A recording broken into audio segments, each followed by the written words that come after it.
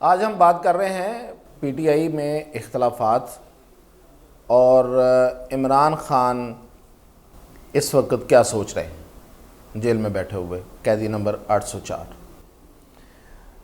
آپ نے بہت سی خبریں سنی پچھلے دنوں، بڑی گرما گرم پارٹی کے اندر اختلافات ہیں۔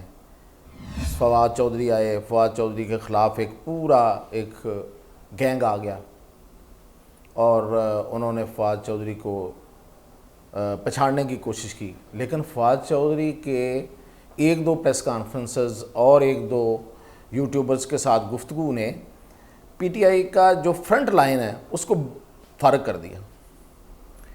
لیکن اب ایک خاموشی ہے۔ اچھا، یہ خاموشی کوئی نہیں ہے، میں آپ کو بتا رہا ہوں۔ آج کی مثال دیتا ہوں۔ آج ہی عمر ایوب نے اور بیرسٹر گوہر نے، اسد کیسر نے مل کے ایک پریس کانفرنس کی جلسے کے حوالے سے۔ اس میں بھی دو چیزیں، وہ میں پہلے ایک بات بتاتا ہوں پھر دوسری بتاتا ہوں۔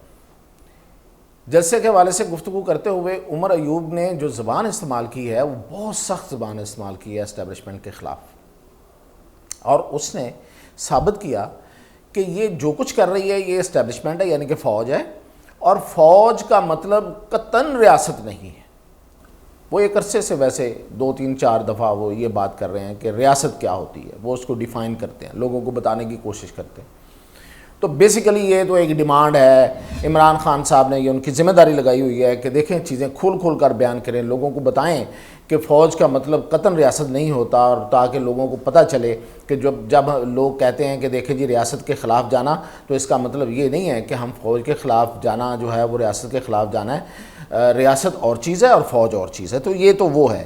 لیکن اس انداز میں اتنے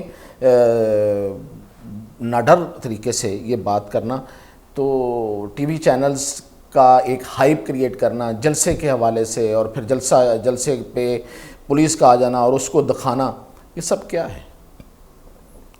کیا اسے روکا نہیں جا سکتا تھا؟ روکا جا سکتا تھا۔ ٹی وی چینلز کو آپ کو پتہ ہے کہ کیسے ہدایات ملتی ہیں اور کیسے خاموش ہو جاتی ہیں، تو کروایا جا سکتا تھا۔ تو یہ سب کچھ کیوں نہیں ہوا؟ یہ اس لیے نہیں ہوا کہ عمر ایوب اور بیرسٹر گوہر ان کو رکھنا ہے، ان کو ریلیونٹ رکھنا ہے پارٹی کے ساتھ، اور بتانے کا مقصد یہ ہے کہ یہ ہے پارٹی۔ اور کن کا مقصد ہے سمجھ گئے ہوں گے، یعنی کہ جنہوں نے یہ کوریج ہونے دی، یہ سارے بیانات چلنے دیے اپنے خلاف، اور جلسے کو روکا جانا جو ہے وہ سب پہ عیاں ہونے دیا، خبریں چلی، بیپرس ہوئے، لائیو وہاں سے لوگوں نے رپورٹ کیا، اور پھر رہی صحیح کسر جو ہے وہ عمر ایوب نے آ کے اسٹیبلشمنٹ اینڈ ریاست اور وہ کیا ہوتی ہے اور فوج کیا ہے اور یہ سب فوج نے کیا۔ یہ اس کا مقصد ایک ہی، ورنہ تو اس کو روکنا کون سا مشکل کام۔ تو ایک تو میں یہ بات آپ کو، دوسری بات یہ جو جلسہ ملتوی ہوا ہے اس کے بارے میں پیشن گوئی کر چکے ہیں فواد چودھری 3-4 دن پہلے۔ اسلام آباد میں انہوں نے جرنلسٹ سے غیر رسمی گفتگو کی اور انہوں نے کہا کہ میں کہہ رہا ہوں آج کہ یہ جلسہ ملتوی کریں گے اور بہانے کریں گے، یہ جلسہ نہیں کریں گے، اور وہی ہوا۔ تو فواد چودھری تو بہرحال ان کے ولی بن گئے ہیں، ان کے بارے میں بڑی سچی خبریں دے رہے ہیں۔ اور انہوں نے ایک اور بات بڑی زبردست اس وقت کی جو سامنے نہیں آ سکی، انہوں نے کہا کہ میں نے اسد کیسر کو مشورے دیے۔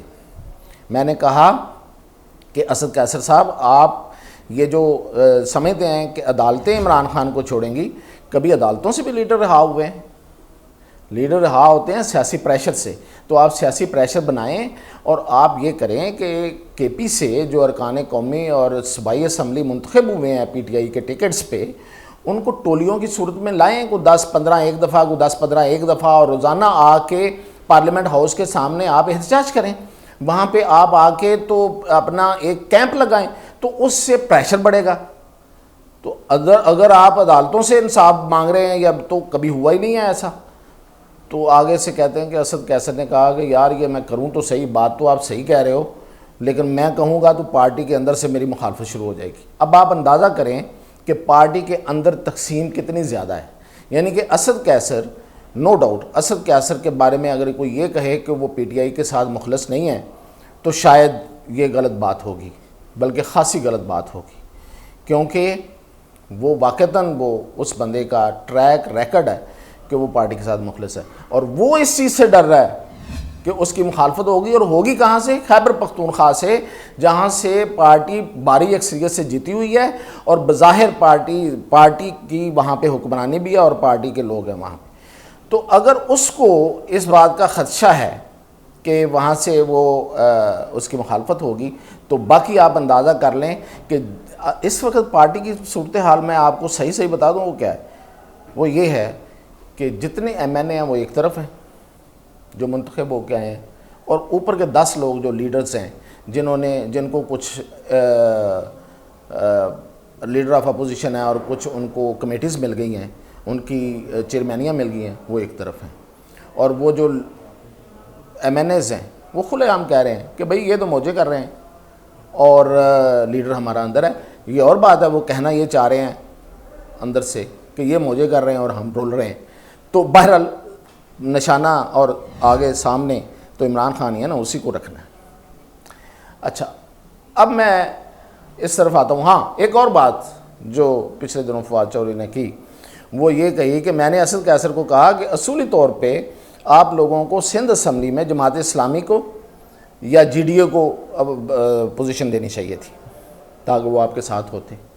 پھر یہ کہ کے پی میں آپ کو مولانا کو ایڈجسٹ کرنا چاہیے تھا، اور مولانا کے ساتھ آپ سنسیئر ہی نہیں ہوتے، اس کے ساتھ سنسیئرلی نہیں چلتے۔ تو آگے سے وہ کہتے ہیں کہ اسد قیصر نے کہا کہ نہیں، مولانا کے حوالے سے نا ٹرسٹ نہیں ہے۔ اس نے کہا بھائی ٹرسٹ نہیں ہوتا، انٹرسٹ ہوتا ہے۔ نون لیگ اور پیپلز پارٹی میں کون سا ٹرسٹ رہا ہے؟ تو انٹرسٹ تھا تو وہ اکٹھے ہو گئے، اور انہوں نے اپنے 2-3 کام اکٹھے ہو کے کر لیے، اور پہلے بھی کرتے رہے۔ تو بات تو وہ بالکل سیاستدانوں والی کر رہا ہے فواد چودھری کی۔ اور یہ اور بات ہے کہ اگر فواد چودھری نے ہی سب کچھ کرنا ہے تو پھر شاید آنے والے دنوں میں عمران خان بھی اپنے موقف میں کمزوری ہوتے ہوئے نظر آئیں گے۔ تو یہ بھی ایک مسئلہ ہے پارٹی کے اندر کہ یار صرف فواد چودھری یہ ساری باتیں کرے گا۔ باتیں وہ صحیح کر رہا ہے، ویسے دل کو لگنے والی باتیں کر رہا ہے، اور سب کو یہ سمجھ آ رہی ہے کہ وہ بات صحیح کر رہا ہے، لیکن برداشت کیسے کیا جائے؟ اور شاید عمران خان بھی پوری طرح اس کو ہضم نہیں کر پائیں گے، یہ میں آج آپ کو بتا رہا ہوں۔ اور دوسری بات کہ عمران خان کیا اندر کر رہے ہیں، تو وہ فرسٹریشن کا شکار ہیں اس وقت۔ انہیں جو رہائی یا اس سے متعلق جو بھی باتیں تھیں، ان کو کوئی تسلیاں تھیں، وہ ختم ہو گئی ہیں۔ اور دوسری بات یہ ہے کہ جیل میں جن کی طرف وہ بار بار اشارہ کہتے ہیں، کیمرے کی طرف دیکھ کے کہتے ہیں کرنل صاحب، وہ نا کچھ لوگ اور تھے، وہ تبدیل ہو گئے، ان کی جگہ پہ کچھ اور لوگ آ گئے ہیں۔ تو اس سے بڑا مسئلہ بنا ہوا ہے، جو انہوں نے، آپ کو یاد ہوگا کہ سپریم کورٹ میں بھی ایک بات کہی تھی جسٹس فائز عیسیٰ کو مخاطب کر کے کہ یہ کرنل صاحب چلاتے ہیں، تو وہ اصل میں کرنل چینج ہوئے ہیں شاید۔ تو بڑا مسئلہ ہے وہاں پہ، وہ اس وقت بڑی فرسٹریشن میں ہیں اور خاصی سنا رہے ہیں۔ اب کیا سنا رہے ہیں میں یہ کسی اگلے پروگرام میں آپ کو، اگلی کسی ویلاگ میں آپ کو بتاؤں گا کہ وہ کیا کیا سناتے ہیں۔ فی الحال اتنا ہے۔